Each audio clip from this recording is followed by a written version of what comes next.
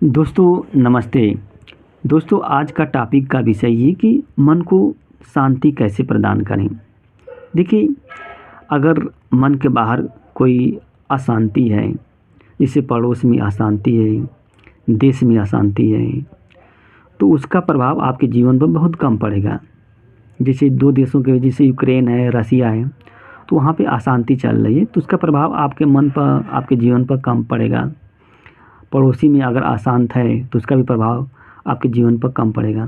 लेकिन अगर आपके मन में जो अशांति है उसका प्रभाव आपके जीवन पर बहुत गहरा पड़ेगा। तो इसलिए मन में जो अशांति है उसके कारण क्या हैं, किस कारण से हुए हैं, अगर आप उसको पर काम करेंगे तो आपको शांति मिल सकती है।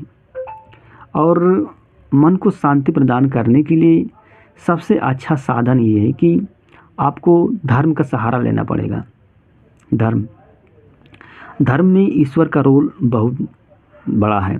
यानी कि अगर देखिए मन को शांति प्रदान करना है तो अभी तक विज्ञान ने कोई ऐसी दवा नहीं बनाई है कि उसको खा लेंगे तो आपके मन को शांति प्रदान हो जाएगी। इसके लिए ईश्वर को ही बनाया गया है।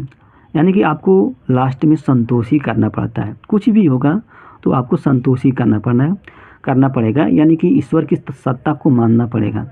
अगर भाग्य को मानते हैं, ईश्वर की सत्ता को मानते हैं, तो आपके मन को क्या होता है, सुकून मिलता है, शांति मिलती है। जैसे मान लीजिए अगर आपके पेरेंट्स की एक्सीडेंट हो जाता है, वो मर जाते हैं, तो आप क्या करेंगे, आपके मन को कैसे शांति मिलेगी। आपको शांति जब ईश्वर को मानेंगे कि नहीं, ईश्वर चाहते थे, ईश्वर की वजह से, यानी कि भाग्य में था उनका, इतना ही दिन तक लिखा था इसीलिए मर गए, तो आपके मन को शांति मिलेगी। और ईश्वर को मानने से शांति ऐसे मिलती है कि व्यक्ति जो होता है ईश्वर को सोचता है कि संसार इस ईश्वर ने ही बनाया है, तो जो व्यक्ति देता है तो उसको लेने का भी अधिकार है। यानी कि आपके पेरेंट्स को कौन दिया था, ईश्वर ने दिया था, और ईश्वर ने ले लिया तो आपके शांति मिलेगी। वहीं आपके पेरेंट्स को दूसरा कोई व्यक्ति मारता या गलत काम करता तो आप बर्दाश्त नहीं कर पाते।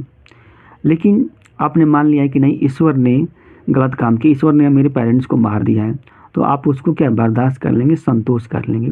अब कोई दिक्कत नहीं हो, क्योंकि सर आप भी क्या ईश्वर द्वारा दिए गए हैं। आपके पेरेंट्स हैं, संसार में जितनी वस्तुएं हैं वो क्या ईश्वर द्वारा प्रदत्त हैं। तो ईश्वर को मानना बहुत ज़रूरी है। इससे भी क्या है, मन को शांति मिलती है। यानी कि पूजा करने से भी क्या है, आपके मन को सुकून मिलता है, शांति मिलती है। इसीलिए महाकुंभ लगा है। आप महाकुंभ में जाते हैं, किस लिए जाते हैं, शांति के लिए जाते हैं ना। कल्पवासी हैं, मतलब जितनी जो भौतिकवादी जीवन है उससे छोड़ छाड़ कर कल्पवास करते हैं, उनको मन को शांति मिलती है। तो यानी कि आपके जीवन में जो भी घटनाएं घट गई है उसको दिल से एक्सेप्ट कर लीजिए और उस मान लीजिए कि हमारे भाग्य में था। इससे क्या है, आपके मन को शांति मिलेगी। और दूसरा उपाय ये है कि आप किसी से एक्सपेक्टेशन मत कीजिए। अगर आप किसी से एक्सपेक्टेशन करेंगे तो निश्चित रूप से आपका प्रॉब्लम क्रिएट होगी। अगर आपके एक्सपेक्टेशन की पूर्ति नहीं होती है तो आपको प्रॉब्लम क्रिएट हो जाएगी।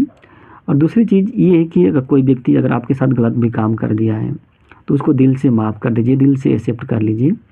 आपने कोई गलत काम कर दिया है, आपके द्वारा कोई भी गलत काम हो गया है, उसको भी एक्सेप्ट कर लीजिए, अपने आप को माफ़ कर दीजिए। इससे भी क्या है, आपके मन को शांति मिलेगी। यानी कि देखिए, शांति प्राप्त करना है तो आपको क्या करना पड़ेगा, अपने आप को छोड़ देना पड़ेगा। जो भी चीज़ हुई, घटनाएं घटी, उसको एकदम रिलीज करना। और ज़्यादा इमोशनल भी नहीं होना है। अगर आप ज़्यादा इमोशनल हो जाएंगे तो उससे भी क्या है, आपको शांति नहीं मिलेगी। रेशनल होने का प्रयास कीजिए। रेशनल रहेंगे तो आपके मन को शांति मिलेगी। दोस्तों वीडियो अच्छी लगी तो लाइक कीजिए और हमारे चैनल को दोस्त सब्सक्राइब कीजिए। धन्यवाद, नमस्ते।